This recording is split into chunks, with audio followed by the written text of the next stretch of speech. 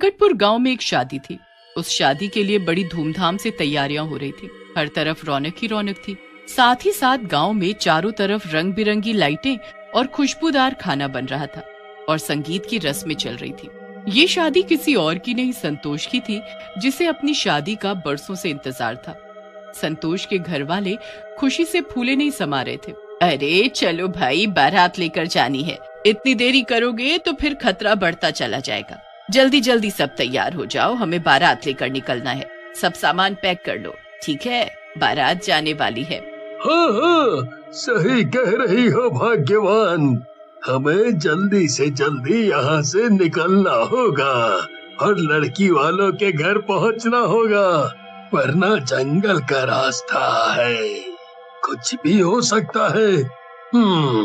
चलो, बारात तैयार है। संतोष का दोस्त राजीव भी शादी में आया होता है। राजीव को इन सब की बातें बड़ी अजीब लग रही होती हैं। वो घूमते घूमते संतोष के पास जाता है और धीरे से उससे पूछता है, ये क्या बातें कर रहे हैं?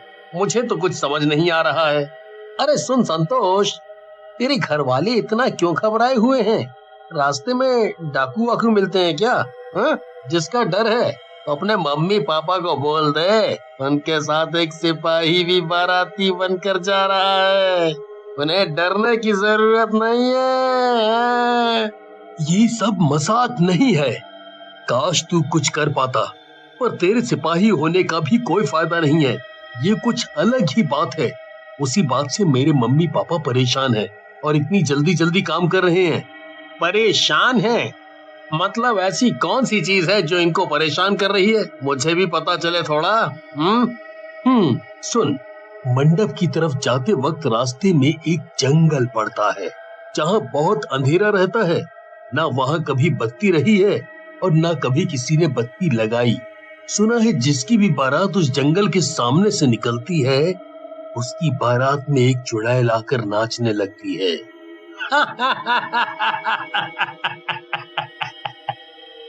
क्या बात कर रहा है तू? किसी की शादी में कभी ऐसी बात सुनी है कि उसकी बारात में चुड़ैल आकर नाचने लगे? भाई, मैंने तो नहीं सुना। तुम लोग भी ना किन फालतू चीजों पर विश्वास करते हो। ऐसा कहीं नहीं होता है कि चुड़ैल बारात में आकर नाचने लगे। तुझे जब कुछ पता नहीं है तो हंस भी मत। यहाँ बहुत सारे लोगों के साथ ये हादसा हुआ है। उन्हें पता भी नहीं चलता कि बारात में कब चुड़ैल आकर नाचने लगी और उसने सबको मार डाला। बस यही बात मेरे घर वालों को परेशान कर रही है और कहीं ना कहीं मुझे भी। चल मैं मान गया, तू गुस्सा मत हो। अब देरी नहीं करते हैं और बारात लेकर पिंकी के घर की तरफ चलते हैं। सब तेरा इंतजार कर रहे हैं, जल्दी चल नीचे। संतोष और राजीव नीचे चले जाते हैं और फिर संतोष की बारात निकल जाती है। लोग मजे से नाचते हुए रोड पर जा रहे होते हैं। तभी अचानक उनकी बारात में एक लड़की बढ़ जाती है जो बहुत खूबसूरत होती है। कोई उस पर ध्यान नहीं देता क्योंकि शादी का माहौल होता है, लेकिन वो जिस तरह नाचना शुरू करती है तो राजीव की नजर उस पर पड़ जाती है। अरे संतोष, ये लड़की कौन है जो ऐसे पागलों की तरह तेरी बारात में नाच रही है? तेरे घर पर तो इसको नहीं देखा था, तो ये अचानक कहाँ से आ गई है? मैंने भी कभी नहीं देखा इसको, और ये इस तरह नाच रही है जैसे इसके किसी रिश्तेदार की शादी हो। जाके देख तू, ये कौन है? मैं अभी देख कर आता हूँ। राजीव लोगों को हटाता हुआ उस लड़की के पास पहुँचता है तो देखता है कि वो लड़की वहाँ से जा चुकी है। तभी वो जंगल के उस अंधेरे रास्ते पर आ जाते हैं और संतोष राजीव से कहता है।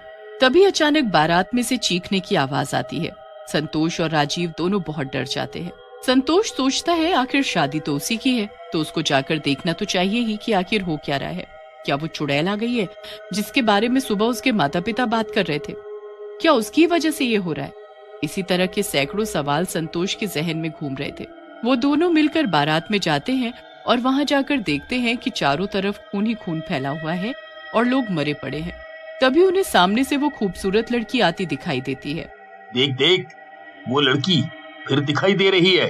इतने सारे लोग मर गए, लेकिन ये कैसे बच गई? कहीं यही तो वो चुड़ैल नहीं जो सबकी बारातों में आकर नाचती रहती है? हमें जल्दी से जल्दी छुपना हो। उस उसको आता देख राजीव और संतोष झाड़ियों में छुप जाते हैं। वो लड़की अचानक बारात के बीच में आ जाती है और पागलों की तरह नाचने लगती है और फिर जोर जोर से हंसने लगती है।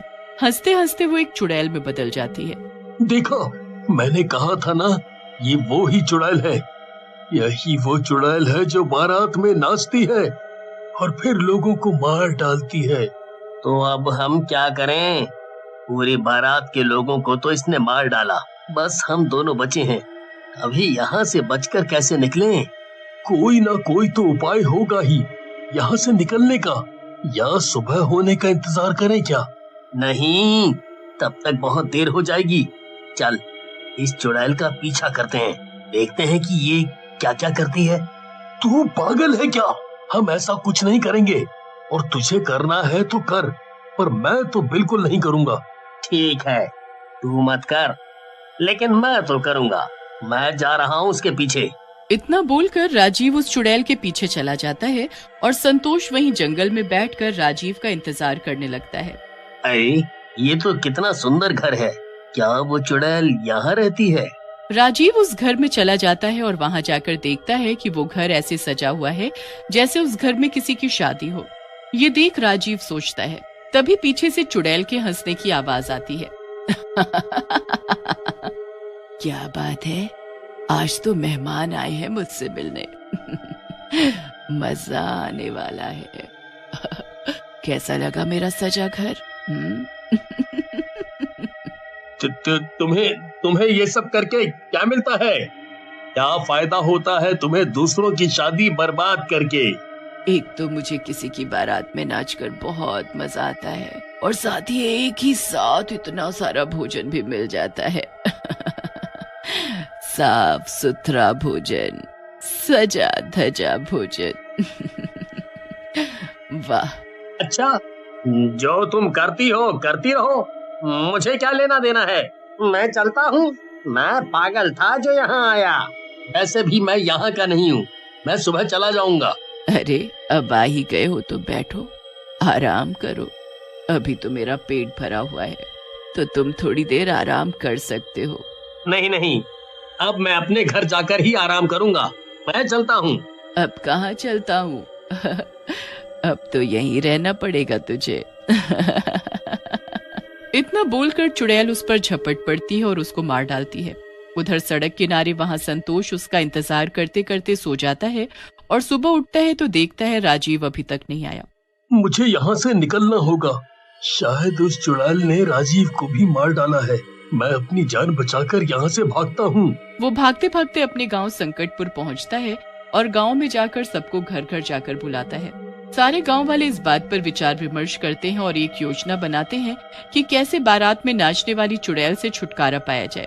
देखो, वैसे तो ये सुझाव खतरनाक है, इसमें जान जाने की भी संभावना है, पर हमें मिलकर इस समस्या से छुटकारा तो पाना ही होगा, वरना हमारे गांव में एक भी शादी नहीं हो पाएगी और कोई भी अपनी लड़की या लड़का इस गांव में नहीं ब्याहेगा। सही बात है। गांव के सुरक्षित भविष्य के लिए वर्तमान को जोखिम तो उठाना ही पड़ेगा। मैं एक बार फिर दूल्हा बनने के लिए तैयार हूँ, पर इस बार हम लोगों को सतर्क रहना पड़ेगा। वो लोग रात होते ही बारात लेकर जंगल की तरफ बढ़ जाते हैं। थोड़ी दूर जाने के बाद ही उनकी बारात में वही चुड़ैल एक सुंदर सी लड़की के रूप में शामिल हो जाती है और पागलों की तरह नाचने लगती है। संतोष की बात मानकर सारे गांव वाले जाकर उस चुड़ैल रूपी लड़की के साथ नाचने लगते हैं। तभी उनमें से एक गांव वाला मौका पाते ही चुड़ैल के लहंगे में आग लगा देता है, जिससे वो जलने लग जाती है। अरे, ये मेरा लहंगा कितना महंगा था, जला दिया इसे। किसकी इतनी हिम्मत हुई? हम सब ने की ये हिम्मत, और जरूरी था ऐसा करना। इतने सालों से लोग तुझसे डर डर के रह रहे थे, इसीलिए तेरी हिम्मत बढ़ी हुई थी। तेरी वजह से मेरी शादी रुक गई। मेरे माँ बाप रिश्तेदार सब मर गए, वो भी मेरी बारात में। अब तू मर। धीरे धीरे आग लहंगे से बढ़कर चुड़ैल के बाकी कपड़ों पर भी पहुंच जाती है और चुड़ैल चिल्लाते हुए जलते जलते मर जाती है।